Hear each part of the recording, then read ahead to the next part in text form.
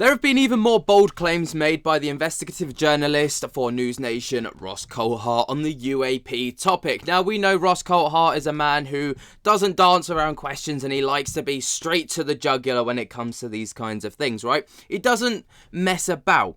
And he's made some more very incredible claims. Now, this isn't with regards to the Lockheed Martin stuff, because I've already covered that in yesterday's video, and that was a whole dedicated video just to the Lockheed Martin situation, because obviously those claims right there were absolutely bombshelling. But in his most recent episode of Reality Check, he spoke about some other key and pivotal things. One of which was a UAP legacy program members, right, who have been threatened with, like, their lives, essentially, if they were to go public by senior officials. And the other being that basically over you know, kind of keeping it into the topic, there's just some other things regarding the Bugosphere that he stated, but there's also some other bits and pieces with regards to the New Jersey drones, right, which of course everyone was up in arms about towards the start of this year. Everyone thought it was some kind of alien invasion. It all then died down, but all of a sudden, you know, he's got some pretty good intel apparently that suggests that these may be reverse engineered technology from China. We're going to be talking about all of that today. So the first thing that I would like to kind of talk to you guys about is the fact that there are, you know, basically threats of violence against people who allegedly want to go public from the UAP legacy programs, okay? So this was all based on available information from Ross Coulthart, but he did state that individuals within these secretive programs purportedly involved in retrieval and reverse engineering of non-human technology have faced severe intimidation. Specifically, it has been alleged that senior members within these programs have actually warned participants that if that they risk their being killed if they speak about anything that they're involved in publicly. Obviously, that's quite a big deal. Now, Coulthart, of course, has claimed to have spoken to these individuals in these legacy programs who were explicitly told by senior officials that they would face lethal consequences for disclosing any and all information. For example, in a News Nation segment, he stated, quote, "I'm talking to people in the legacy program who have been in the room when senior members inside the legacy program are telling them that they will be killed if they speak about the program at all." Now, of course, this is quite a big deal, and Coulthart has also emphasised the personal and professional risks faced by whistleblowers, noting those who come forward, such as David Grush, endure significant backlash, including harassment and attempts to discredit them. Now, the claim comes from this little segment right here that I'm going to play for you so you can hear it for yourselves. I'm talking to people in the legacy program who have been in the room when senior members inside the legacy program are telling them that they will be killed if they speak out about the program. There are threats being made to people to keep this secret. Now, there's absolutely no surprise at all as to why, you know, these things stay under lock and key by people, because, you know, ultimately, yes, it would be good to get the information out there, but a lot of people probably value not just their own lives, but the lives of their family and friends as well, and those people close to them. But this is typically why we see UAP whistleblowers having the dead man's trigger, for example. You know, the thing that Bob Lazar kind of really spoke about, Stephen Greer's spoken about it, where basically if they were to unexpectedly pass away, someone pulls the trigger essentially, and everything that they've got gets leaked onto the internet. Boom. So actually it's within the government's best interest to keep these people alive than it is to have them off. Now, obviously, there are historical allegations like this. Coulthart has also referenced some claims of murders tied to maintaining secrecy around UAP programs, for example. So in discussions, he's has suggested that there is a cover-up of these programs which he believes to be involve non-human technology and biologics. Quite a big deal there. Now, of course, people are very quick to judge and state that there is a lack of concrete corroborative evidence to support these claims, though, you know, again, it's a difficult thing because the evidence would be coming from the whistleblowers themselves, and if their lives are at risk or they're, you know, concerned about their life, they're not going to come forward and corroborate this information. But The other claim made by Ross Coulthart was with regards to the New Jersey drone incidents. Now, this started in the midst of 2024, heading over to 2025. New Jersey was lit up with drones everywhere. Couldn't explain them. The police department tried to get them down. Apparently, it would evade any and all capture. It was a pretty big deal. People were, speculating, is this NHI? People were speculating, is this government secrecy? Is this even American?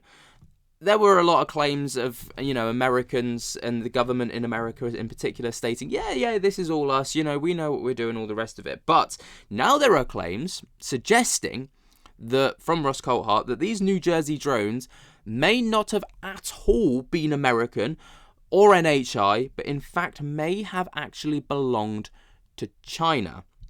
Now, obviously, as you can imagine, these claims have stirred significant discussion within the UAP community, particularly in relation to the national security and government transparency. So, Coulthart has recently claimed that some of the New Jersey drones, may be linked to China, specifically suggesting that they are anti-gravitic vehicles utilizing reverse-engineered technology. And he, put on the Need to Know podcast that these drones may involve advanced propulsion systems, potentially cracked by China, which could explain their unusual capabilities, such as hovering silently or evading detection. Also, let's not forget that apparently, reportedly, some of these drones were up to the size of an SUV. So that may explain a lot of it. He has also suggested that these drones are not conventional, citing their ability to quote-unquote go dark when approached by the operation over sensitive US military sites, which of course raises questions about the origin and purpose. So this is the claim again made by Ross Coulthart on the Need to Know podcast, where he spoke quite in depth about these drones allegedly belonging to China. The suggestion that is being put to me is that the Chinese have indeed made a huge advance in electrogravitic technology, and it's taken us by surprise. And that the United States has been caught asleep at the wheel. It was complacently, hubristically thinking that it was way ahead of its foreign adversaries. And in fact, the big show that took place, notably, I know it was reported mainly over New Jersey, I'm increasingly persuaded that the initial show, at least, was, in part, Chinese. And that what happened was the United States responded with technology of its own to muddy the waters. And so you've had this ridiculous situation where, if you believe it, and this is the implication not only from my Senator Mike Roun's interview, but also from the interview that General Glenn Van Herk, the former head of Northcom and NORAD, did to 60 Minutes' Bill Whitaker a few months ago. They basically admitted that there's someone operating with impunity over the continental United States, flying so-called drone technology. These drones are not using known propulsion systems. They're not using jets. They're not using propellers. They're not using any kind of known turbine propulsion system that emits the kind of heat that we're used to from that kind of technology. The suggestion is they're using some type of electrogravitics. And my sources are telling me that the big story that, frankly, the US doesn't want you to know about right now, the story that's not being discussed in the media, is the implications of the admissions made by General Glenn Van Herk, in particular, to 60 Minutes, which kind of went through the gate and were largely ignored by most other media, but which I think are incredibly significant. It's a pretty big deal, right? So obviously he's claiming there that the Chinese came over and were, essentially surveying New Jersey or whatever they were wanting to do. And then the US were basically like, oh, we'll throw some of our stuff up there to muddy the waters to make it look like it's actually all us. Very, very interesting.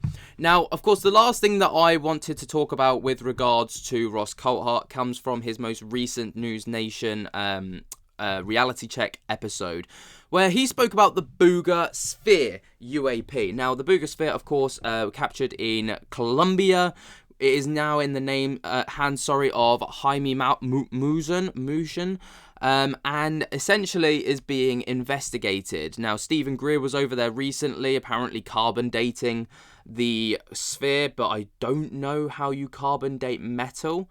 I don't think it's possible, as far as I'm aware. I could be wrong, though. But Ross Coulthart kind of weighs in. Now, he's been very quiet about the Bugosphere recently, and he does explain why in this little segment right here. Wondering what your thoughts are on the Bugosphere allegedly retrieved in Colombia recently, and the press conference convened in Mexico by Jamie Masson and U.S. Congressman Eric Burlison present. It seems tantalizing for sure. Loads of YouTube debunkers are currently doing their worst to dissect it. As you're probably aware, there have been other videos of very similar objects in different locations popping up. Also, a ball and a string or actual NHI tech. Would love to hear your perspective. Okay, I'll be honest with you. As a journalist, I'm very wary of engaging with the Bugosphere story because the people who are promoting it as an authentic anomalous object, I think, are preempting scientific investigation. I think it's wrong that there has been media publicity about this matter before it's been able to be rigorously, independently peer-reviewed, scientifically tested. Yes, there's a lot of claims that there are fiber optic cables or something built into the side of the object. There are a lot of claims about anomalous metal residue shavings. What I'd like to see with anything like this is independent peer-reviewed science. Why is that so hard before announcements are made in the media? One of the problems time and time again is people get excited and say, I've discovered something, it's anomalous, it must be anomalous because I say it's so. The only way to definitively prove this to the satisfaction of the scientific establishment is to put it to peer review, have an independent bunch of scientists making an assessment. That hasn't happened, despite what people say. And I'm kind of disappointed that people have rushed to broadcast and to make media claims about the Bugosphere because before that level of scientific investigation has been done. Yes, I do think there is something to the phenomenon of metallic hovering spheres that have been seen all over the world. I've championed a story about it in 2021. And one of the things that we're endeavouring to try and do is to get that sphere that I'm aware of properly investigated. We're not going to announce results unless we know definitively what an independent, peer-reviewed scientific team say about it. I certainly do not think it's a good idea to go around broadcasting and making dramatic claims about anomalous phenomena unless there's been proper independent peer-reviewed science. And I know people are going to say to me, oh, it's been looked at by people in the Mexican government and the Mexican scientific community, and I've had people reach out to me and make assertions that that's happening.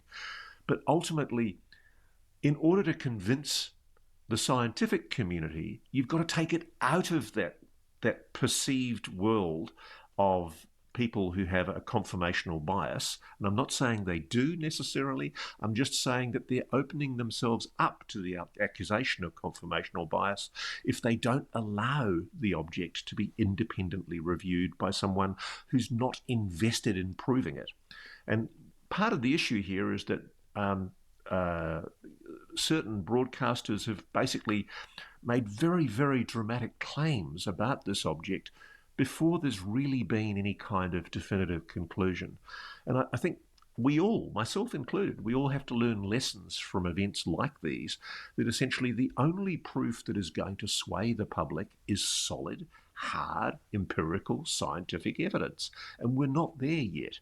And we need to get there. And the only way to get there is by shutting up for a while, stopping all the media speculation and doing the hard work.